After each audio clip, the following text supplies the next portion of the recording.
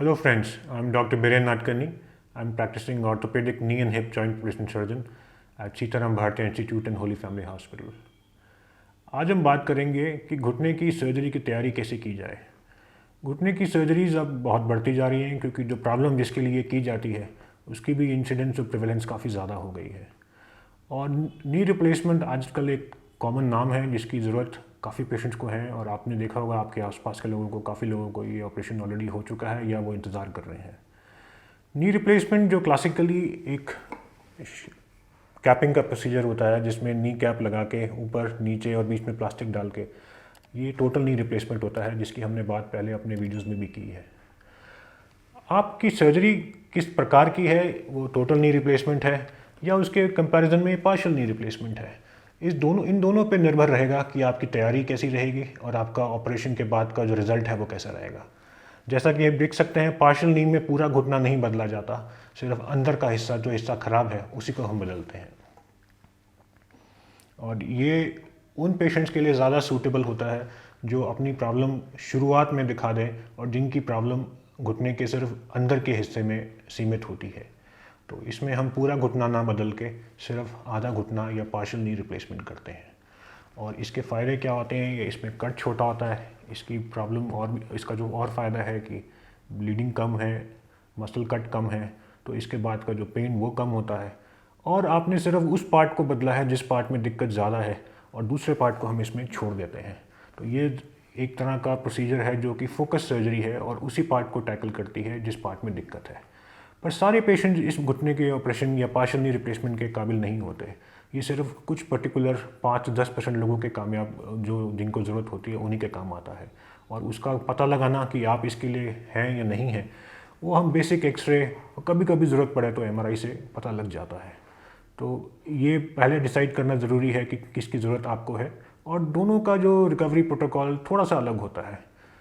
तो total knee replacement के बाद हम उम्मीद करते हैं पेशेंट को एक्सरसाइज की, थेरेपी की, और हालांकि आजकल के ऑपरेशन में हमारे जो कट्स हैं, मसल स्पेयरिंग हैं, जो कि हम लोग उसको इन्वॉल्व नहीं करते हैं, तो पेशेंट की रिकवरी प्रोटोकॉल्स आजकल थोड़ी फास्टर हैं और पेशेंट ऑलरेडी जो पहले बहुत समय लगता है सही होने में, उसके मुकाबले आजकल उतना समय नहीं लगता है।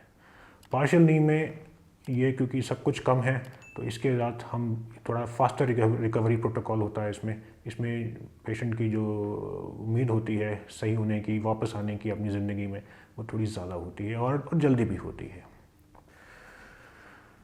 तो सर्जरी के बाद चाहे वो पार्शियल नी हो या टोटल नी हो, इसके क्या केयर रखनी है, इसका क्या ध्यान रखना है, ये बहुत ज़रूरी है। अपनी सर्जन की, अपने डॉक्टर की इंस्ट्रक्शंस आगे माननी है, जिसमें है कि जो ज़ख्म है उसको साफ़ रखना है, उसकी ऊपर ड्रेसिंग उसकी ख़राब ना हो, उसके अंदर आपके अंदर बॉडी में कभी भी कोई ऑपरेशन के बाद कोई फीवर या कुछ आता है तो झट से उनको बताना है। उसके अलावा कोई सोके जाता है या ब्लीडिंग होती है तो उसके बारे में अगर बताना है। और बेसिक चीज़ें हैं जो अपनी फिज़ियोथेरेपिस्ट जो आपके साथ देख रहे हैं, जो आपको मदद कर रहे हैं ऑपरेशन के बाद, उनकी बात माननी है और उनके साथ साथ जो वो एक्सरसाइज का क्राइटेरिया आपके लिए सेट कर रहे हैं उसको फॉलो करना है। बेसिकली दिन में 2 बार एक्सरसाइज मदद करती है इसमें, और चलना फिरना, वॉशरूम, टॉयलेट तक जाना, उसके अलावा एक्सरसाइज मसल्स को स्ट्रेंथन करने की, ये सब चीज़ें एक सेट प्रोटोकॉल में होता है और ये ज़रूरी होती हैं करनी।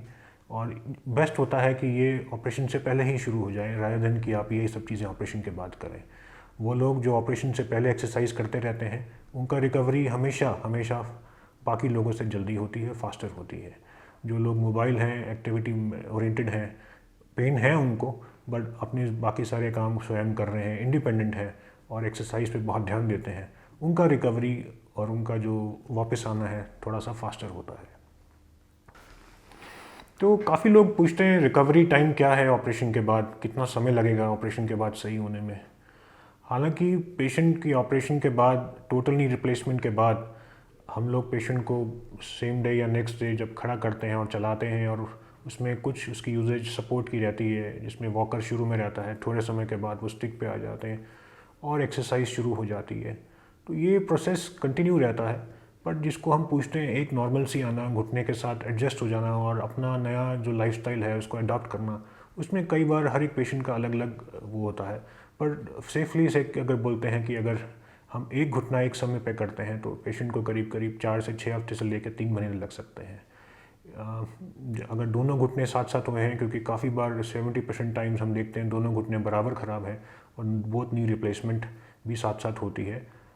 उसकी ज़रूरत आपको है या नहीं है वो आपके मेडिकल कंडीशन, आपके एनेस्थीसिया की रिक्वायरमेंट्स और बाकी चीज़ों पे डिपेंड करेगा। कई बार हम दोनों घुटने तभी करते हैं इकट्ठे जब हमें लगता है कि पेशेंट दोनों घुटने की ऑपरेशन एक समय पे ले पाएगा और उसकी मेडिकल कंडीशन उसको अलाउ करती है। पर जहाँ हमें लगता है कुछ प्रॉब्लम्स हैं, बीएमआई ज़्यादा है या एनेस्थेटिक कॉम्प्लिकेशंस या हार्ट की कॉम्प्लिकेशंस या शुगर की वजह से हमें वन बाय वन करना है तो हम 1 बाय 1 करके करते हैं। और इसमें दोनों घुटने के रिप्लेसमेंट में करीब करीब 3 महीने का गैप रखना अनिवार्य होता है और अच्छा रहता है पेशेंट के रिकवरी के लिए। तो फ्रेंड्स, मैं चाहूँगा कि ये वीडियो से आपको जो इन्फॉर्मेशन मिली है वो अपने प्रियजनों के बात आप शेयर करें। और अगर कोई भी आपके मन में सवाल या धारणाएं हैं इस प्रक्रिया के बारे में और इस सर्जरी के बारे में, इसकी रिकवरी के बारे में, तो ज़रूर हमसे कनेक्ट करें। Thank you.